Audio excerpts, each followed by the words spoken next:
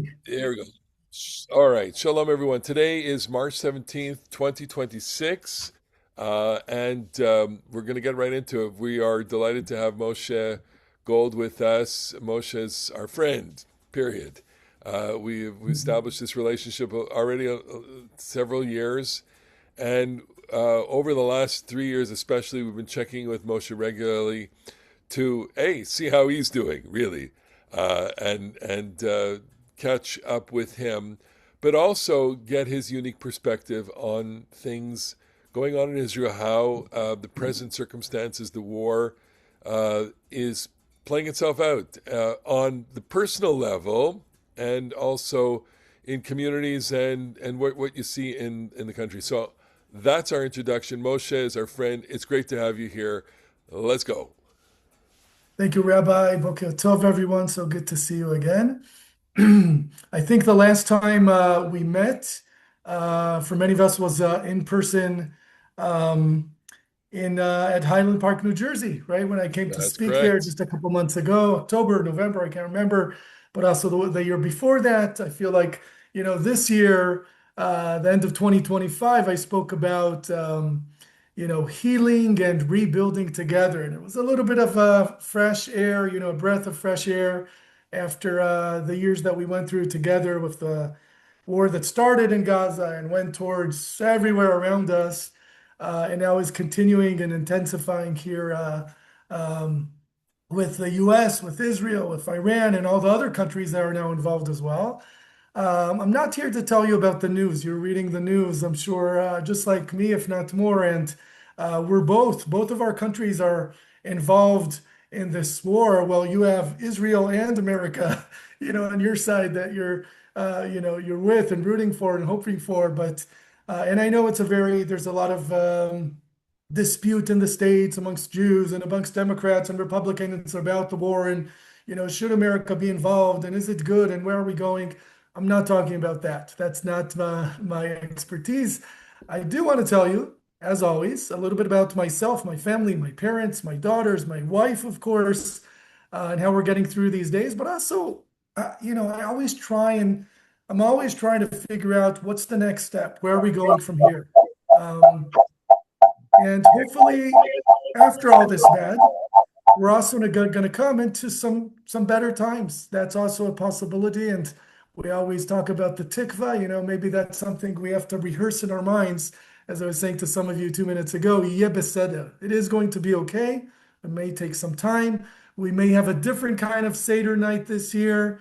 But you know what? Hopefully, we'll come to better times soon. So I called this, a regular Israel update, but really about the challenges and mostly the hopes um, of Israel, of the U.S., of the world from what is happening right now. So I actually want to throw out just a few images throughout the past few days. I was trying to figure out how do I what do we talk about? There's so much to talk about, so much I want to tell you. That always seems to be the problem with me, but I want to bring a few images and then from there go into my personal story connecting to this war and to my family, using them as an example, and then talk about how really all of Israelis, my friends, my relatives, my neighbors, how everybody's coping and what they're thinking that may happen next or hoping may happen next. These words in Hebrew that are on the screen, and I know you're seeing the share screen right now, right? You're seeing a picture of a lion. It says She'agat Hari, the name in Hebrew of this operation or continuation of the war is She'agat Hari, the roaring lion. If you remember, in America, the American army called this epic fury, right? But here in Israel, there, Bibi and the generals and the government, they decided, Minister of Defense, they decided to give this operation, this preemptive attack, starting in February 28th, in continuation to the name that we had in June. June was Rising Lion. Now, I'm a tour guide, and the first thing I think about, an educator, right? Like many here amongst us, uh, you know, and the first thing I think about when I think about the lion is the tribe of Judah.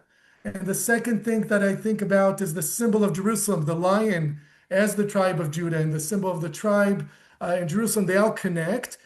but also I think about a place up north in Israel near the Lebanese border called Kfar Giladi.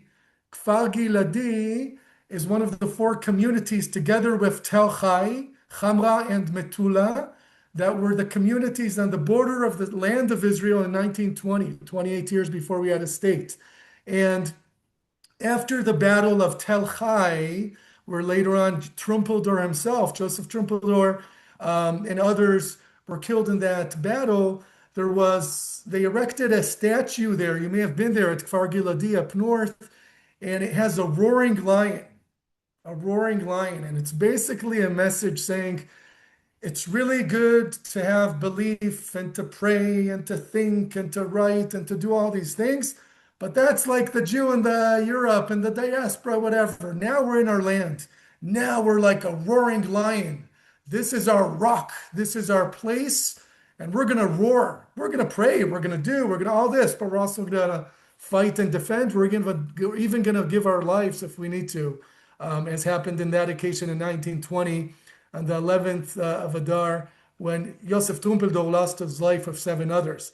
The other thing we see in the news a lot, I'm sure this is something you saw in the news in the States, is, Iran and in the middle of the US, and that smoke and fire, and of course on the side over there, Israel with all those Israeli airplanes, Israelis, and I don't want to start anything before going there. I always say this, but I think it's important for us to understand as the Jewish community of the world, Israelis are like, how people go like this, bow down to the US. And I know in the US, again, there's a lot of controversy about this war and is it necessary and where is it going? And do we need this for Israelis?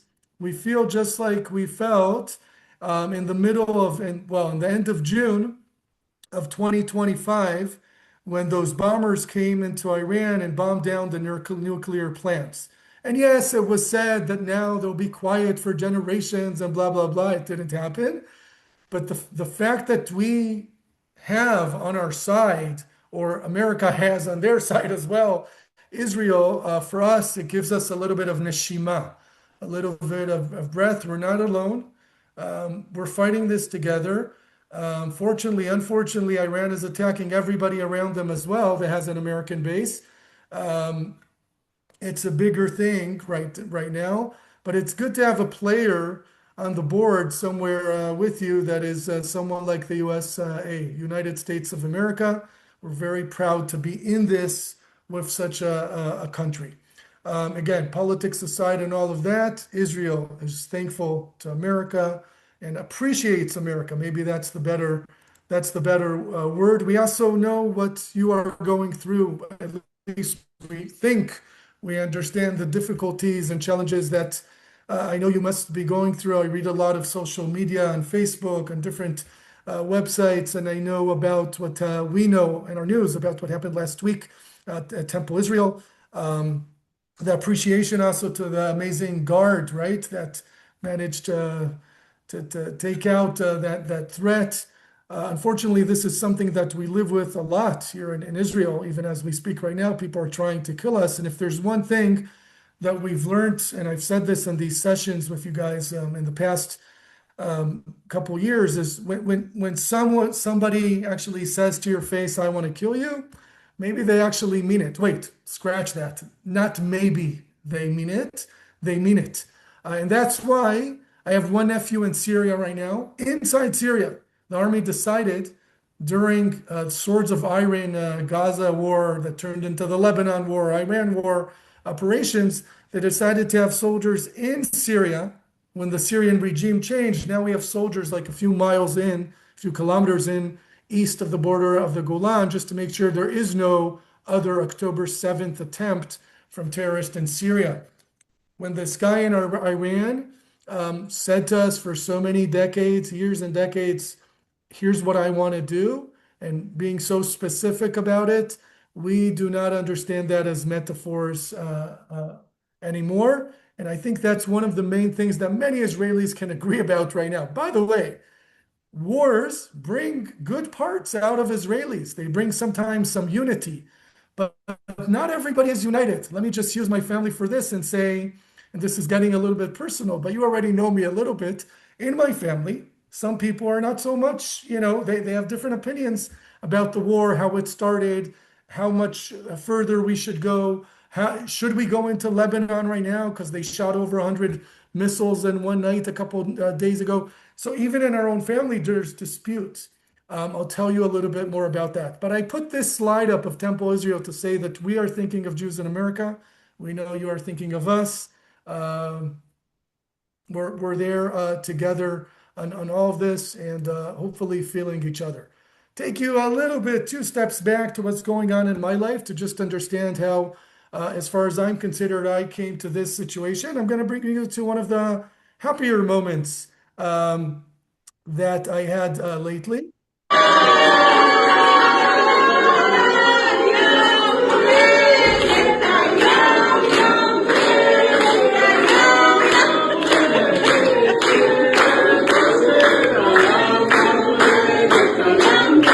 That was my mom. That I just turned 50 basically, so there I am, not a little kid anymore. So I turned 50, and I decided to, yes, here there's my daughters with my sister and 50, and everybody's happy. My wife prepared this amazing race. Do you know that in Israel they call it the race for 1,000,000 shekels, where you have different missions throughout the day, and I had to make my way to my sister's house at the end of the day with all kinds of different clues.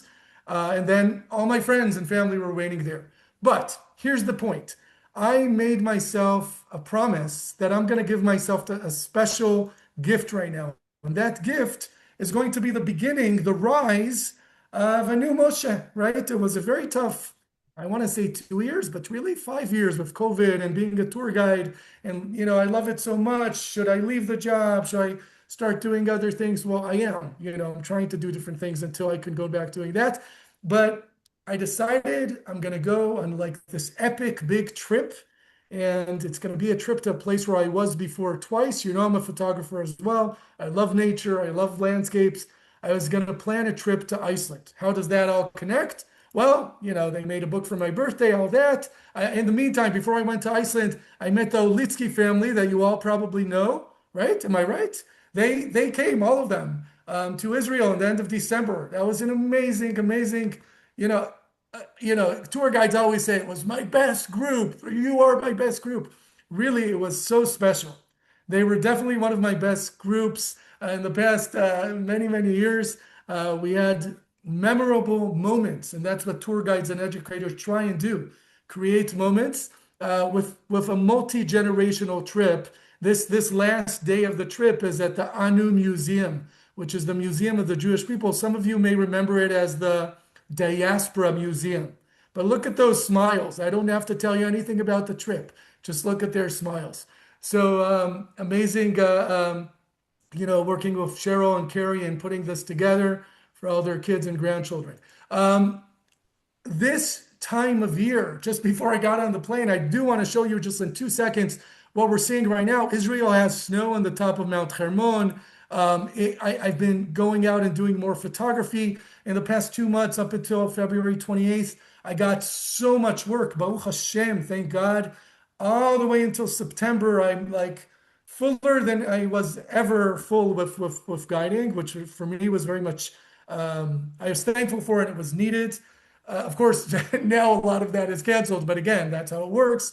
So I smile and I cry, and it's all the same. But it was very exciting to see everybody wanting to come back and visit. These are photos I took in some of the days between my guiding. This is the Sea of Galilee, believe it or not. That city far in the distance to the left is Tiberias, right? On the other side of the Sea of Galilee. And if you look closer, the guy with the red shirt, that's me. I'm taking this picture of a drone up in the sky, and I'm holding a drone. So my family goes up to Mount Hermon. One girl doesn't enjoy it. You could see her on the right. The other loves it. The one that didn't enjoy it, they want to put on her gloves, of course. Then I go down to the Gaza envelope and I check out all the anemones, the kalaniot, and the Red South Festival by all those ruined kibbutzim or kibbutzim that are coming back to life right now. All around them, these beautiful flowers, gorgeous, even more than it was before. It's almost like how do you say, a prophecy, nevuah, to see it coming back to life. I'm telling you, it's a moment to be down at the Gaza envelope. Not everything's perfect, but things are moving in the right direction. But the most amazing thing I've seen, and with this, I promise we're going to continue. I've seen flowers right by the Dead Sea. That is the Dead Sea in front of you. Do you ever float in the Dead Sea? Do you ever drive along the Dead Sea? Did you ever see flowers like this at the Dead Sea in the middle of the winter? Unbelievable. I don't know if this is a sign for something better coming in the future. This year was unbelievable. Outside of my rented house in the Moshav Beit Zayit near Jerusalem, lupins are coming out. Everything was like perfect. I got on the plane. I went to Iceland. I took this picture, an epic Northern Lights picture of, Iceland. I went into Ice Cave. I did all these amazing things. All my dreams come true. And then it happens, right? Again, Northern Lights just outside of my window, freezing cold, by the way, but I loved it. And then just before you see my girls dress up, right after this picture over here, I hear sichat telephone. I get a telephone call. It's 6:30 in the morning on Shabbat. Why are you calling me? Right? But I'm there with a friend, one of my best friends, Eric Danis, and he's an American Jew, came to Israel a couple of years ago. We became good friends. He came with me to Iceland. He says, Moshe, your phone is ringing. I didn't wake up at first. I wake up. My friend Ben, or Benny from Manhattan, from Upper West Side, he's an Israeli. Now he lives in the States. He says, Moshe, call your wife, call Vered, call your parents, call your family. The war just started. Now I knew before I went that it's a balagan, it's a mess. In fact, a week before that, my wife went to Paris for a week. She took a week in Paris with her sister. I went to Iceland the next week. We knew that this could happen, but we were like, America has this siege, or preparing for something. It's not going to happen yet. We shouldn't worry. We can't live with only worry. You have to live life, right? Well, the minute I got that phone call, my whole trip was, I won't say it was gone, because in one way, I really wanted to get back home. But the other reality was when I called up my airline, they already, in those seconds, canceled my flight. They canceled my flight, not because they're, not pro-Israel, or they just canceled all the flights to Israel for a couple of days.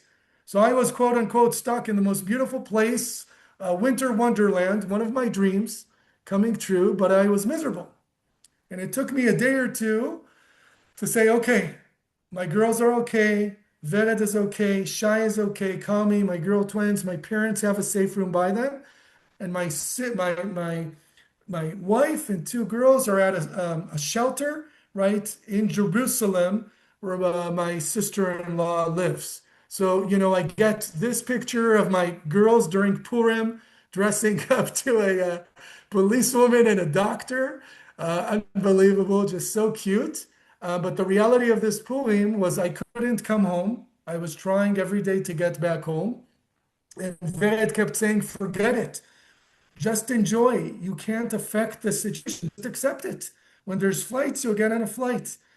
I ended up coming back home 6 days later when I got a flight to go from, now listen to this. There were two flights canceled in different times during that week for different reasons. One of them was the war, and the other one was just a mistake. I took a flight from Reykjavik, which is the capital of Iceland, to Budapest. From Budapest, an overnight at the airport. 5 hours at the airport, then a flight to Athens, another 6 hours at the airport, and then a flight to Taba, Egypt. You ever hear of Taba? I get off at Taba. The Taba little airport used to be Etzion Gaver. Etzion Gaver is one of the names of Eilat, and it used to be the old Israeli Sinai Air Force Base.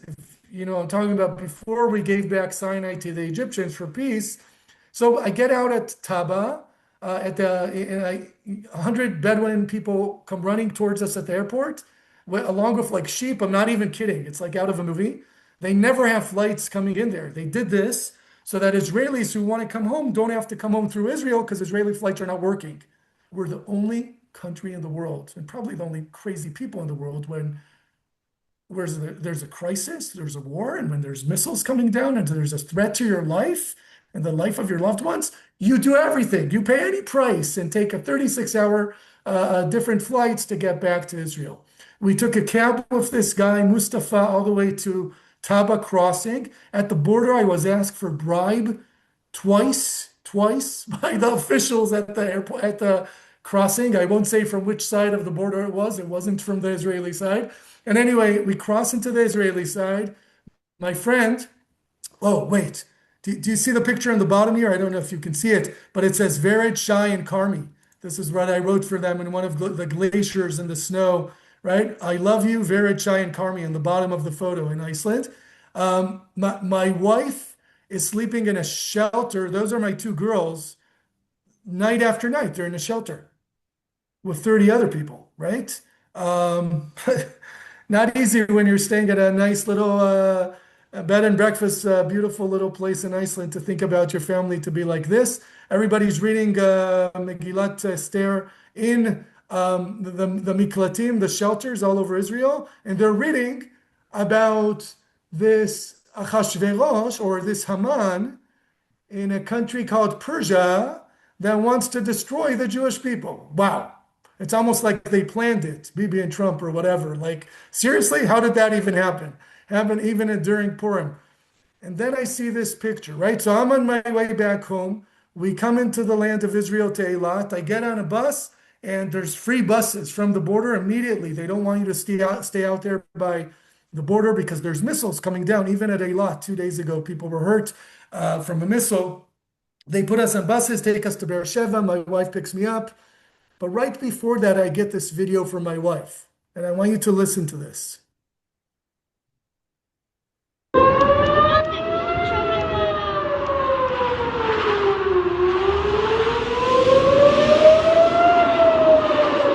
What you're not hearing is the reality of my two girls trying to escape, literally escape a missile that's the size of what, 30 feet, 40 feet long, that is aimed to their area when they're on Route number 6, the toll road going from Jerusalem down towards Beersheba area.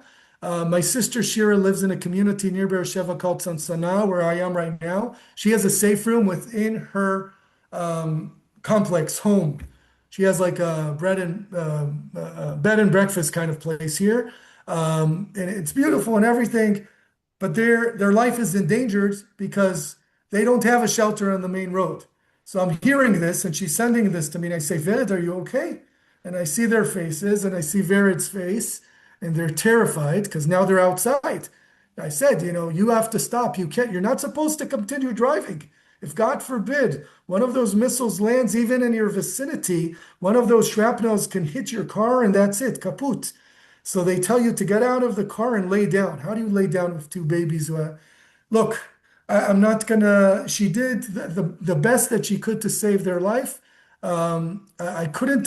This was not reality to even see that this is happening, but it even clarified for me better why I am on my way home. I enter Taba. I go to Eilat from Egypt, and then I'm on my way home to see my girlies. And the next day, at my sister's house, again, she has a safe room. We don't at my moshav. We don't have a safe room. The only shelter we have, and this is the reason for the past 2.5 weeks, my family's not home.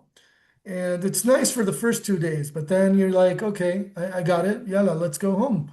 But the reality is, yesterday where I live, a shrapnel, a big piece of a missile from Iran landed in Beit Zayit in our moshav. If a little piece of shrapnel hits you from the sky, you're not going to stay alive. So that's not a risk I'm willing to take because the nearest shelter to my home, and I live in a beautiful moshav. It's beautiful, but it was built in the 50s. So unless you built a new mamad, which is a private shelter, a private safe room, attach it to your home. We're renting there. We didn't do that. Most people don't. They can't afford it. It's 200,000 shekels. And you have to run to the shelters that were built back in the 1950s and 60s and 70s. So it's like 400 meters away. What's that? 1,200 feet. In the middle of the night to go twice or three times back and forth with two babies that are crying along the way to a shelter, you're not going to make it on time, and it's just going to be a bad, even when you get to the shelter, it's not a fun experience. Here is a fun experience. This is Kabbalat Shabbat for my girls. They're 3.5 years old. their Gan decided, their kindergarten, Ganenet Yarden is her name, Yarden decided to have Zoom sessions and to have Kabbalat Shabbat. So she asked everybody to bring their grape juice, to have two cups, to have the chalot for Shabbat, and to have candles that they can light. And flowers on the table. Everybody had to have this. So they're absolutely loving it because they're seeing their friends there. They go to a special gan where half of the day they're learning out in the forest of Beit Zayit. So we love it. It's a little bit hardcore sometimes, but we love that they're getting that education. And now they're learning a little bit on Zoom. So they love those moments. Back to reality, I'm back home. And the reality is that even though we're so far away from this monster, huge, big country called Iran, that once was our friend, apparently, right? You remember that, what, 40 something years ago? We Israelis were there, Americans were there. We had when the Shah was there. But now, a country that's 60 or 70 times bigger in size than Israel. Israel is what you see right in the center of the photo. Just take this visual in. You've seen it before. Look at Iran, 60 or 70 times, I think, bigger than Israel as far as the size. And they have 90, 95 million people. Almost all of them are Shiite Muslims. Egypt, for example, is Sunni Muslims. And Israel has 10 million, including 21% that are not Jewish. So that's right. We talk about the David and Goliath all over the world. We're talking about Israel and about, different comparisons of this biblical story. Let's look at this visual and see how far away we are from each other. Back in 1991, I remember when Iraq was shooting missiles to Israel, that scared me to death. I remember that. I was in high school. But when Iran is shooting now, they're shooting missiles these past days at least, that I don't know if you heard about this in the news, they split up into like 10 or 12 different parts before they land. So if they hit Tel Aviv like they do, they're hitting not one building of civilians or not one building of army or a certain area. They hit all over the area. That's why it really is pikuach nefesh, meaning it really is your life that you're saving by going into a safe room. So the biggest question in Israel right now is where is my miklat? Where is my shelter? Wherever I go to the supermarket, where's my shelter? I'm going to pick up my wife, she's doing something at a friend's house. Where's the shelter on the way? If I'm going to Jerusalem now, is there a shelter on the main highway? And if not, what am I supposed to do?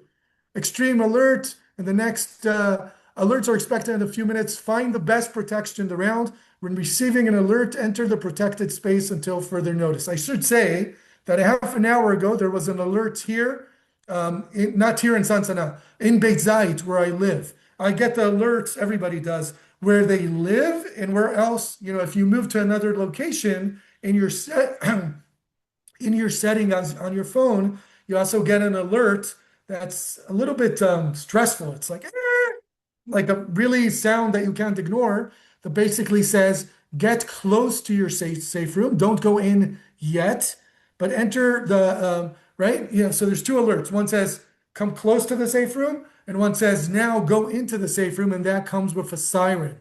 So if a missile is on its way from Gaza, for instance, which is relatively quiet now, through 90, right to where I'm at right now, about 60, 70, 80 seconds. If it's coming from Lebanon, about about 120 seconds to 90 seconds to where I am in southern Israel. If it's coming from Iran, you have a good 7, 8 minutes until the siren goes off. Sometimes 6, 7, 8, depending on where you are in the exact situation. But that means you get two alerts. One is preparing you for the Iran missile to come to get closer to the safe room. What does a safe room look like? Well, this is not a safe room. This is one of those miklatim, shelters that if you've been to Israel, I know a lot of you have been many times, you've seen these. You have to walk downstairs. You enter this door, you walk downstairs, a floor or two underground. It's not a fun experience. I don't want my girls to go into shelters. I rather they go into safe rooms if I could make a choice, even if that means, we stay another few more days where there is a safe room at my sister's house. My parents, by the way, don't have a safe room like this. They do not. Their neighbors do. They kind of like paid, part of the amount to build the safe room, but they have to, my dad's, 88 years old. My mom's in her 80s. They have to walk in the middle of the night this past Shabbat. We were with them on Shabbat actually. And we have all the flashlights prepared in the right places. But imagine to wake up in the middle of the night to start walking. They have a little garden. You have to cross those obstacles on the way, whatever they are. There is a little light, but honestly, their best friend actually broke his leg just going to the safe room because you're trying to do it as fast as you can. You're trying to stay calm, but honestly, it doesn't matter how old you are, or if you're an army person or whatever your experience is.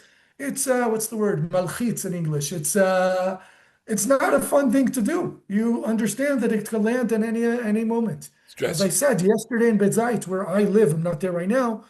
My friend Yoni told me a shrapnel of a missile landed in Beit Zayit. So I don't need to get more information about Beit Zayit than that to decide we're waiting a little bit longer until we go back home. This kind of safe room is for the house on the right, and it's made out of special cement. You heard about the safe rooms um, of the Gaza envelope and the kibbutzim when we talked about that.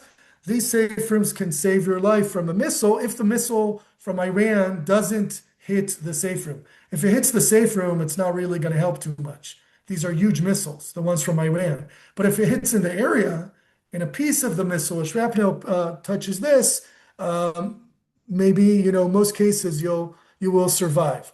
Where are we going? To the shelter. What shelter? Hopefully our shelter. If we're leaving the house to do an errand, we have to know where the shelters are along the way and be responsible about it. Are there people standing out there and looking at the missiles being intercepted by different interceptor Israeli and American missiles? Yes, there are. They're not very smart. They're not very smart. It's a little bit arrogant. It's not very smart. It's not respectful to our army that is trying to do a good job to protect us. Now that more of the missiles are breaking up into different parts before they land, people are going into their safe rooms because they understand it's not one place it would land. A lot of people are being injured. A lot of houses, a lot of cars are totaled. People are going down. Not everybody has a safe room. Not everybody has a shelter in Tel Aviv. This is Tel Aviv. But Tel Aviv has a new underground train, and there's train stations underground, just like in New York. So people run down there. Do you see the train on the right? And you see the people and the dogs, and everybody's doing what? Everybody's on their phones. Why? Because 6 or 7 or 10 minutes later, you get a text with a beep from Central Command, Central Security Command. Okay, it was intercepted. You're now free. You can go, you're safe to go back home. In the past few nights, we had the Chokhmah of Iran to shoot a missile. And before 10 minutes were fulfilled and ended, meaning that we would get that beep, another siren would start in the area. So they know what they are doing. They don't have many more missiles. They don't have they're not shooting 20 missiles at a time like they did in the first few days, or even more than that. They're shooting 1 or 2, but there's 10 million people here. And if Lebanon shoots at the same time, when the proxy of Iran, Lebanon is shooting, and Iran is shooting a few minutes later, they got basically 10 million people, almost 10 million people in their hands. That is called terror. So maybe not everybody gets the siren, but the vast majority of Israel every night is running to the shelter with their kids, with their elderly, running, trying to make it in time before those missiles come down. And even if they're intercepted, a piece of the intercepting missile can actually harm them. What are Israelis doing in the shelters? Here's another way to cope. Look at this. Everyone cries, don't cry alone. Darkness will fade, all the pain will go by, but we will stay, even if you say, yeah, they will rise, life will go on. Everyone cries, don't cry alone. Darkness will fade, all the pain will go by, but you will stay, love of my life.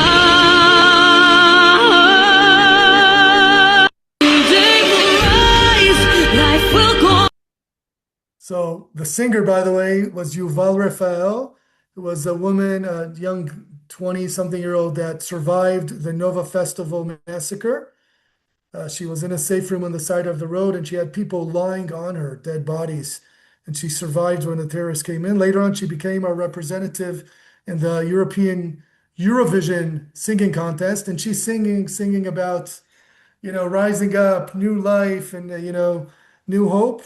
This is how people are spending their time, davening, dancing, singing, making it a positive experience for their kids and for themselves. And I did want to just mention at some point that, we're not talking about every little detail of the war here in this presentation, but I do feel like some of us, I for one, really like the details as well. And I just want to recommend a website called the INSS.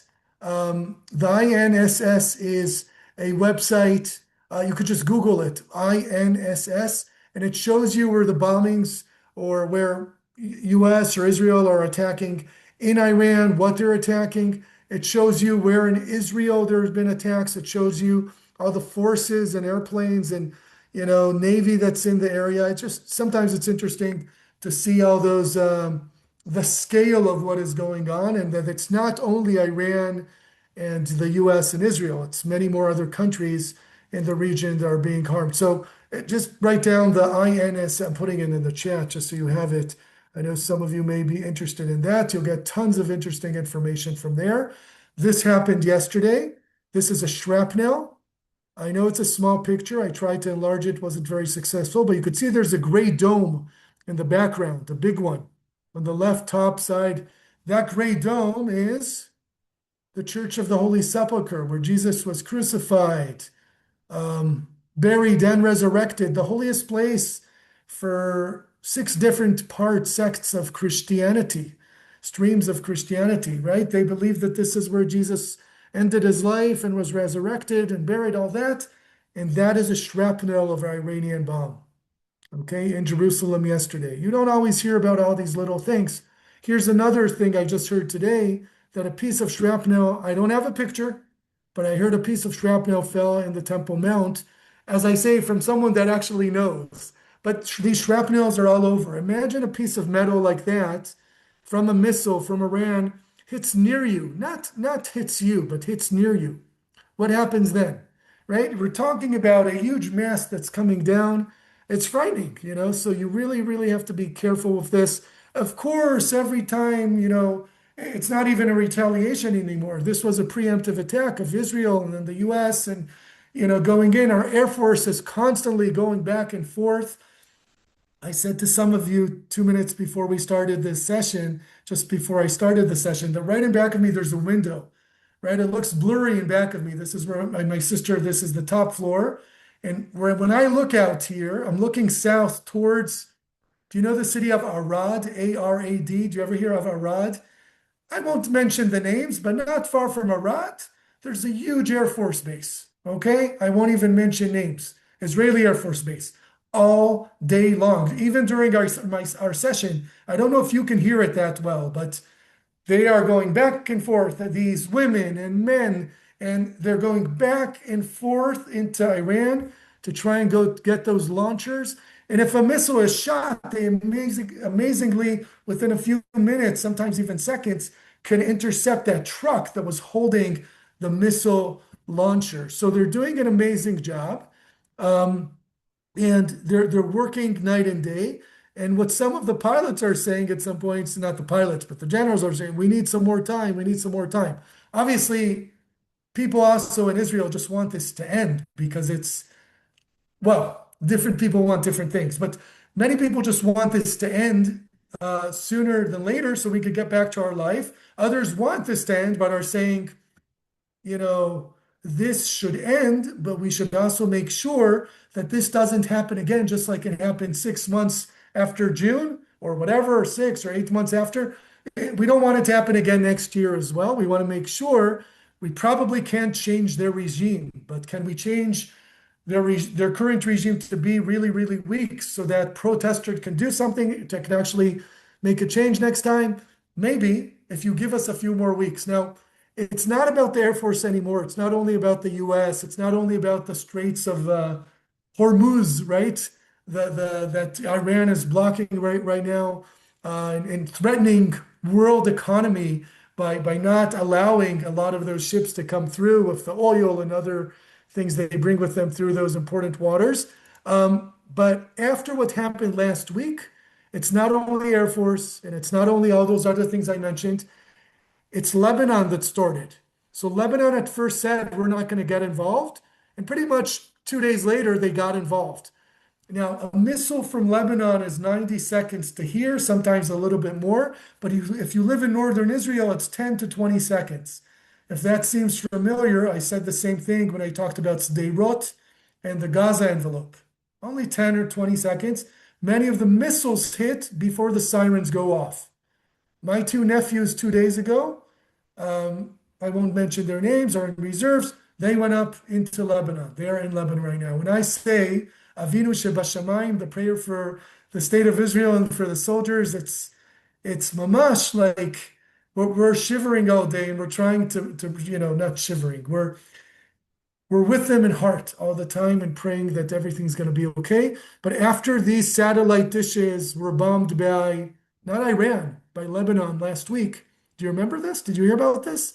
These are very important satellite dishes in the Elah Valley, Elah, Ella, where David fought Goliath basically many years ago. These are the most important satellite dishes of Israel.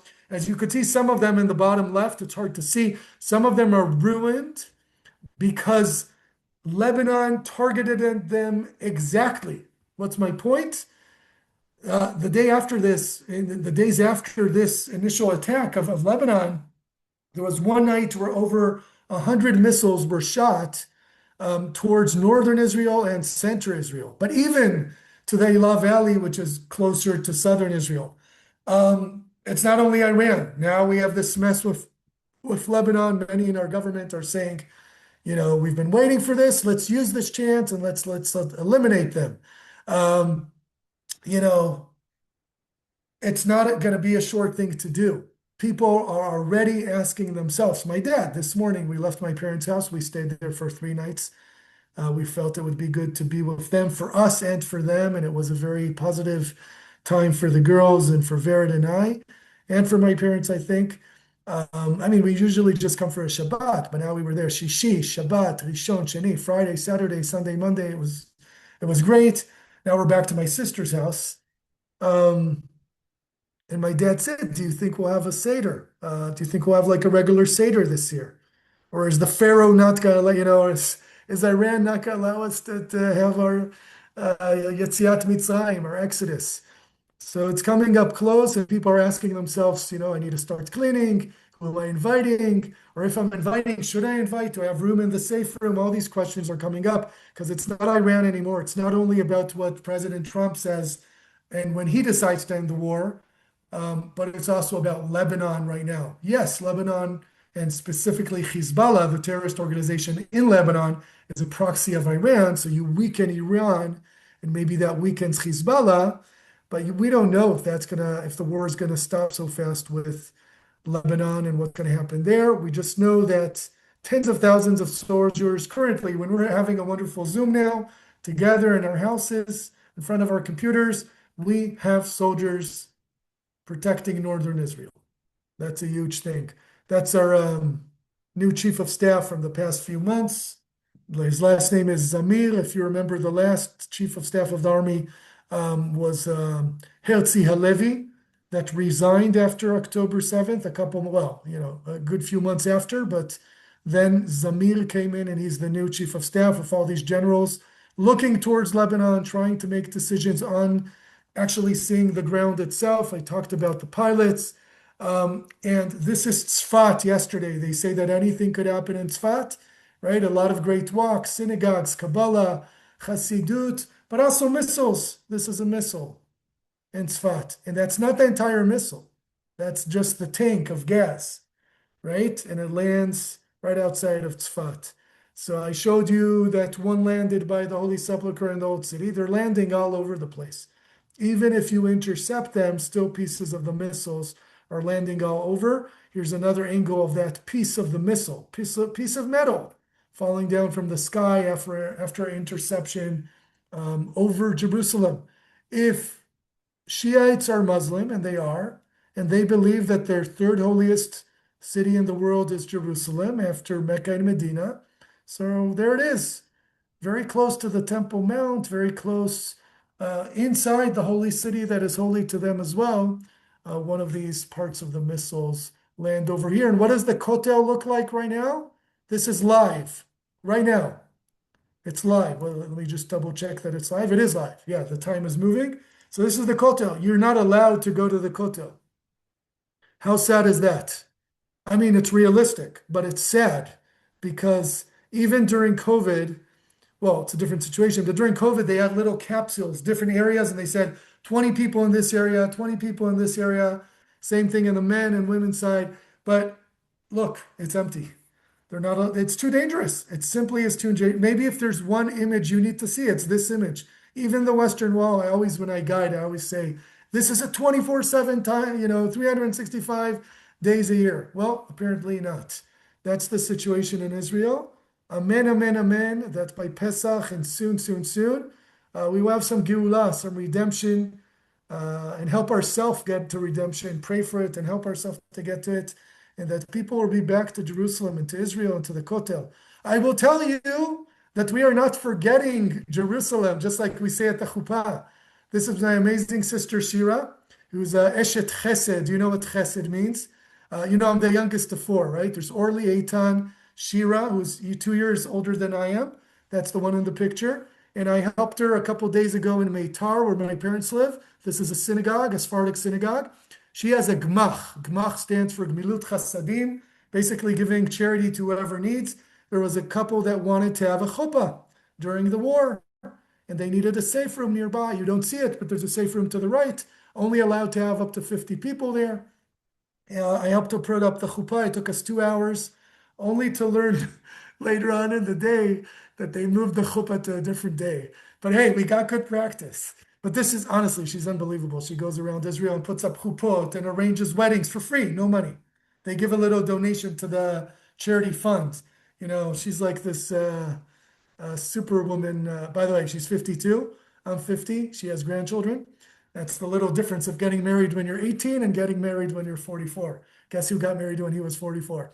Any case, so that was like one good thing. I really felt good vibes doing that with her. I'm just going to share, because I always do preparation for these sessions. I ask my family questions.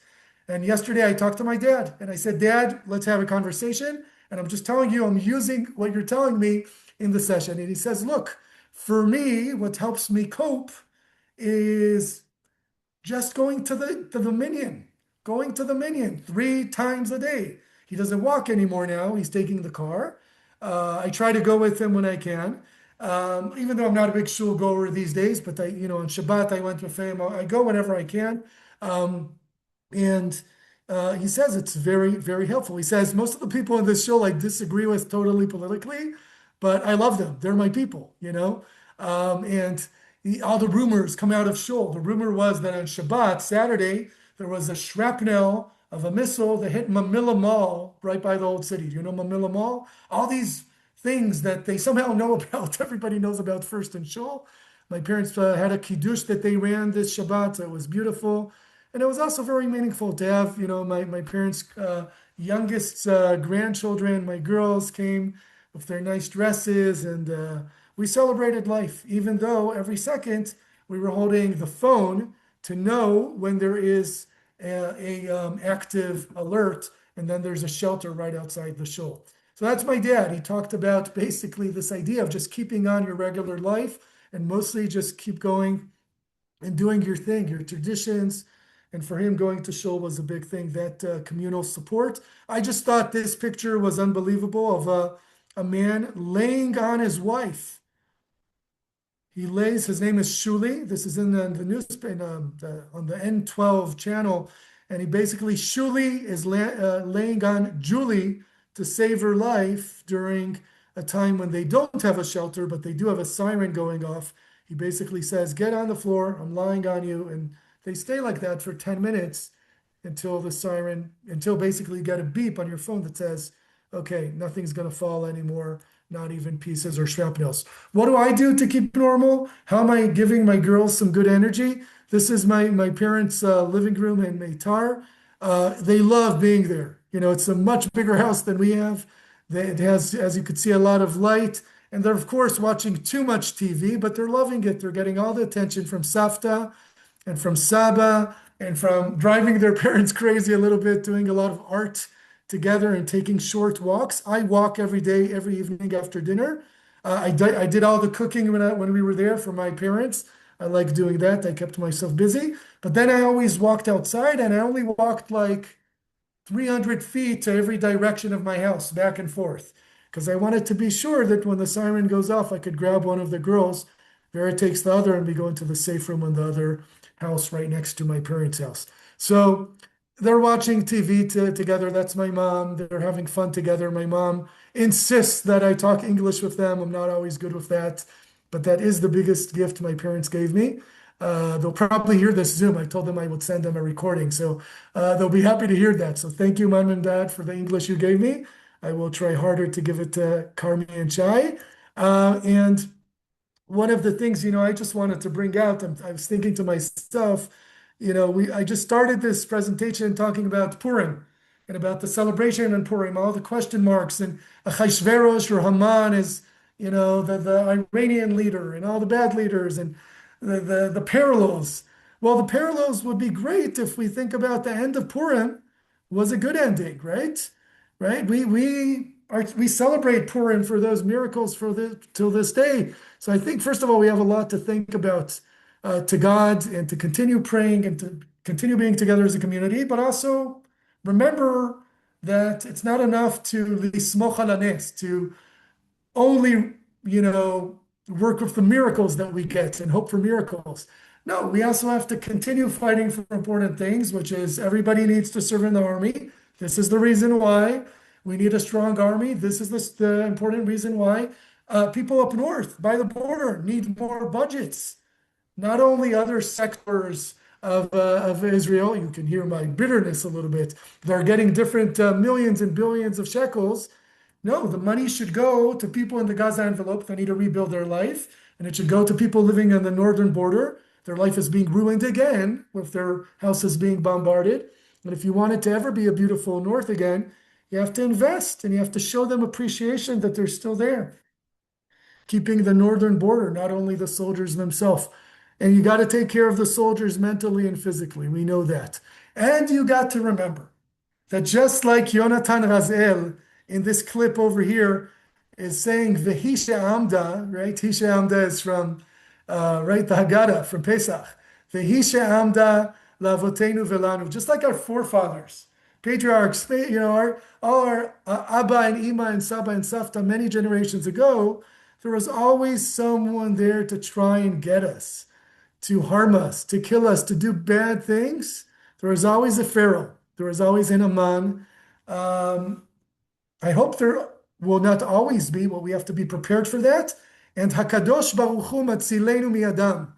God saves us from their hands. But, this is Moshe, sorry. I'm saying it again. My belief is, yes, we have to pray to God. Yes, we also have to be worthy of that. And yes, we have to do whatever we can to protect ourselves mentally, physically, and to do as much chesed in the world as we can, helping others. So let's listen for just a second, to stop talking for a moment, to this beautiful song of Yonatan Razel from the Haggadah of Pesach, the holiday of freedom, coming soon to us.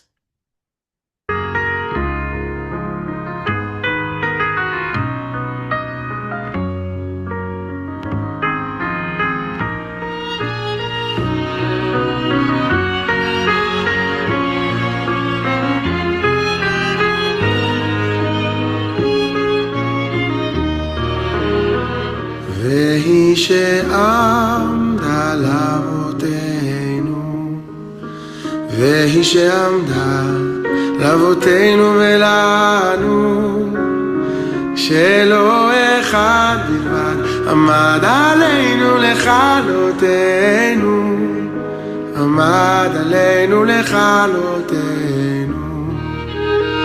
והיא שעמדה לאבותינו, והיא שעמדה לאבותינו ולנו, שלא אחד בלבד עומד עלינו לכלותנו, עומד עלינו לכלותנו. והקדוש ברוך הוא מצילנו, מצילנו מידם, והקדוש ברוך הוא יצילנו, יצילנו מידם.